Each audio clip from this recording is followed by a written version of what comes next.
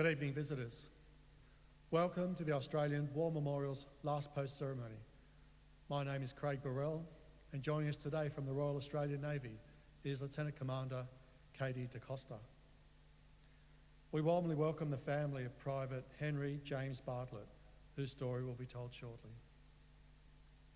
We welcome the veterans who have served, those that are still serving, and the families that love and support them. We acknowledge the members of RSL and Services Clubs Association, RSL Victoria, and RSL Queensland, who are watching the broadcast of this ceremony across Australia. During this evening's ceremony, wreaths will be laid at the base of the pool of reflection by family and visitors to the memorial. If you are able, please stand and join in singing the National Anthem.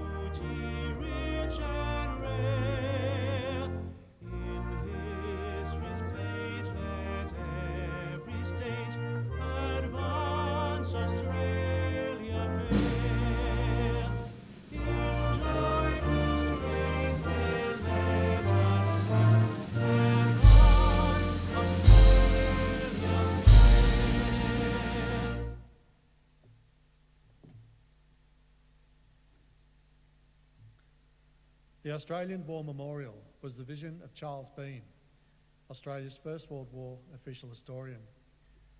Bean landed with the Australian troops on Gallipoli and stayed with them at the front through to the end of the war. The idea of this national memorial and museum came to him at Pozières, France, in the depths of the bloody fighting of 1916. Bean's idea was that this would be a place where families and friends could mourn their loved ones buried in faraway places. It would also be a place that could help all Australians understand what these men and women had endured and what they had done for us. Bean's vision, to which we remain true, is best expressed as inscribed in the entrance to the memorial's galleries. Here is their spirit in the hearts of the land they loved, and here we guard the record which they themselves made. Tonight, we will read the story behind just one of those on the Roll of Honour, which lists the names of more than 102,000 men and women who have given their lives for us in war and on operations for more than a century. But first, we present a lament, Flowers of the Forest. Wreaths or floral tributes will now be laid at the base of the pool of reflection.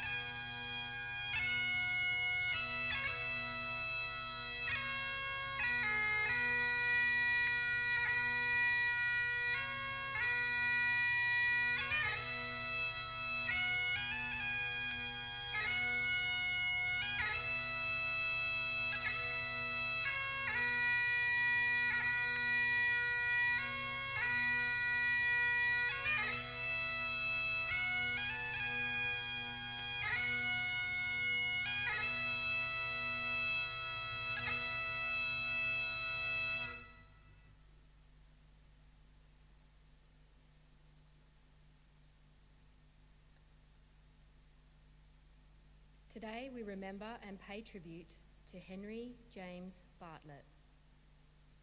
Henry James Bartlett, known as Harry to his family and friends, was born on the 23rd of February 1891 in the Sydney suburb of Manly, the eldest of 8 children born to Henry and Elizabeth Bartlett.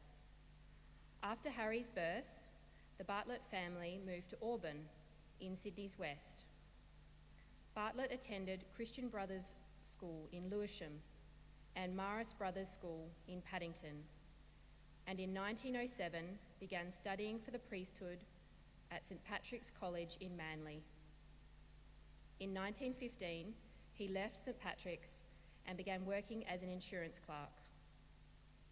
Bartlett enlisted into the Australian Imperial Force on the 9th of February 1917 at Victoria Barracks in Sydney, and days later transferred to the Field General Hospital in Liverpool for training to serve in a medical capacity. He spent the next 8 months taking classes in vital skills such as dressing wounds, as well as infantry training, stretcher bearing, and field cooking. His training complete, Bartlett sailed from Melbourne on the 2nd of November 1917, bound for the war in Palestine, where he would join the 4th Australian Light Horse Field Regiment. After the end of the campaign in Gallipoli in 1915, the majority of the Australian Imperial Force went to fight the war on the Western Front in France and Belgium. The bulk of Australia's mounted forces, however, went to Egypt to defend the Suez Canal against Ottoman attacks. Following the victory over Turkish forces at Romani in August 1916, the Anzac Mounted Division joined British forces and advanced into Ottoman territory. They entered Palestine in 1917 and continued into Jordan and Syria in 1918. Bartlett disembarked from his transport ship at Moascar on the Suez Canal on the 10th of December 1917, and within a month joined his unit at Belar, to the south of Gaza.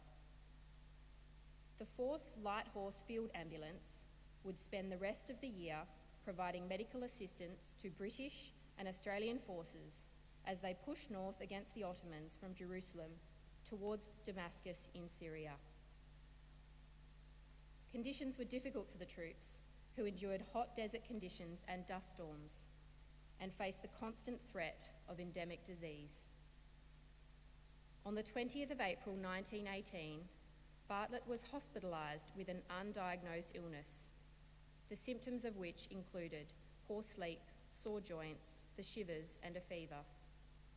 His illness was so severe that he was eventually transferred to the Australian General Hospital in Port Said, Egypt, for recovery, and he did not rejoin his unit until the 1st of June. Bartlett had been back with his unit for less than a month when, while at Solomon's Pools to the south of Bethlehem, he was again hospitalised, this time with an infected foot. He did not rejoin his unit until early August 1918. Throughout August, September and October, Bartlett and the 4th Light Horse Field Ambulance moved northward, with Anzac and British forces fighting their way north from Jerusalem towards the important city of Damascus, which they seized in late September. On the 18th of October 1918, while encamped at Quneitra, Bartlett was again hospitalised with a serious illness, later diagnosed to be a combination of malaria and pneumonia. He was taken northeast to the English hospital in Damascus for treatment, but died on the 28th of October 1918. He was 27 years old. He died just 2 weeks before the armistice of the 11th of November 1918, which brought an end to the First World War. Today, his remains lie buried at the Damascus Commonwealth War Cemetery in Syria, and his name is included in the list of fallen Manly sons at the War Memorial on the Corso at Manly and on the Roll of Honour at the RSL Club in Auburn. Private Henry James Bartlett is listed on the Roll of Honour on my right, among almost 62,000 Australians who died while serving in the First World War. His photograph is displayed today beside the pool of reflection. This is but one of the many stories of service and sacrifice told here at the Australian War Memorial. We now remember Private Henry James Bartlett, who gave his life for us, for our freedoms, and in the hope of a better world.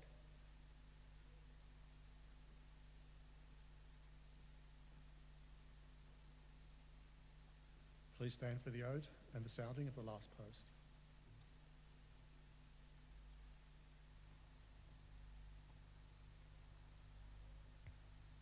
They shall grow not old, as we that are left grow old. Age shall not weary them, nor the years condemn. At the going down of the sun, and in the morning, we will remember them. We'll remember them.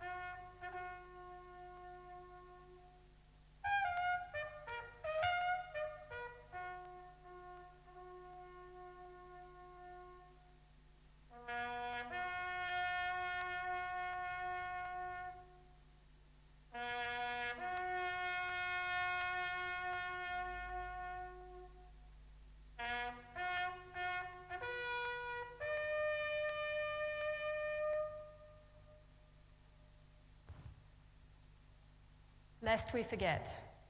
Lest we forget.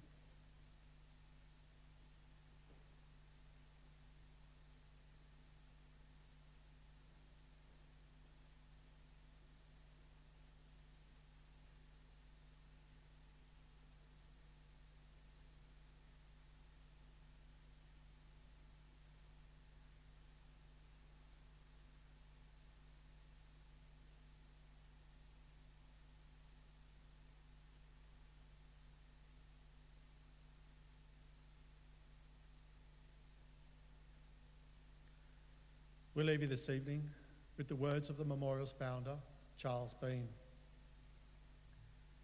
Many man lying out there at Pozieres or in the low scrub at Gallipoli with his poor, tired senses barely working through the fever of his brain has thought in his last moments, well, it's over. But in Australia, they will be proud of this. Ladies and gentlemen, that concludes the last post ceremony.